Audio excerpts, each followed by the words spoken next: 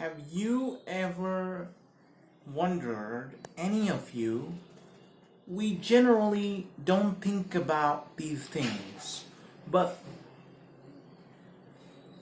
scientists believe that the Big Bang Theory is the ultimate theory of how our universe was created.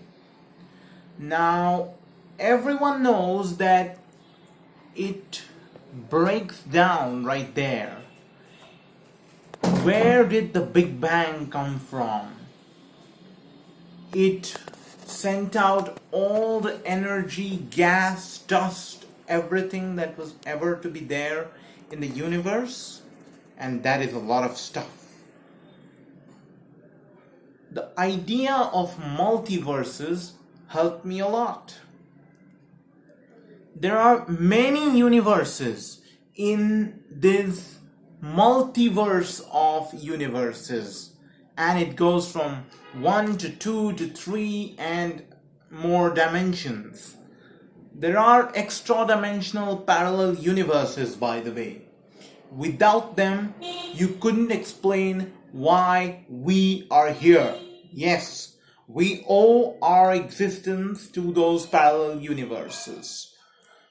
There are many parallel universes with higher dimensions, and these universes essentially throw material in and out of each other through black holes and white holes. Now, to get to the bottom of the issue, the critical point must arrive again. The problem should not be avoided, and I will not avoid, I promise. Where did the first atom in the multiverse come from? By the way, I have not questioned why time came and why space came, because space and time, according to me, are this wave and fluid, and since time is a wave, it has no specific beginning. But stuff still needs to have a beginning. How did it come? How did it come from nowhere? This is where understanding breaks down. And precisely the reason why people have abandoned or felt best to abandon the theory of the multiverse. Where did the first atom in the multiverse come from? Here's what you need to know. Unifications in physics help.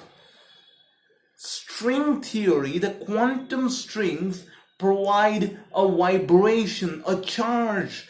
I believe they are the lowest possible, they are the lowest possible modes of a guitar string, if you're a musical person. And space itself represents the lowest possible mode on which a string can glow or a string can run. It doesn't really glow.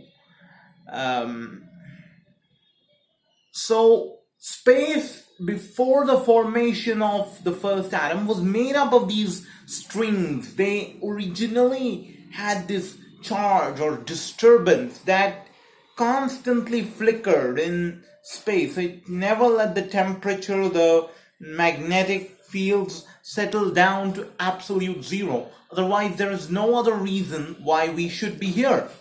So it had this constant charge, and that charge would one day spark together the first atom in the multiverse. This atom would then multiply. These strings would further get energized by the formation of negative and positive charges, which would further create more atoms and create universes over tremendous time scales, although time is just a wave. And so our multiverse was formed because of space being formed with these strings. So there was this charge of strings, which eventually led to the first atom, which led to universe formation, star formation, gravity, eventually our universe, eventually our sun and us. So, how did the multiverse form?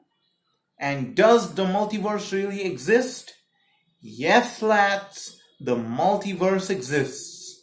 And it formed due to these quantum strings, which are not the reason for particles, but are the only possible composition of space due to which space communicates gravity, and how our multiverse was formed.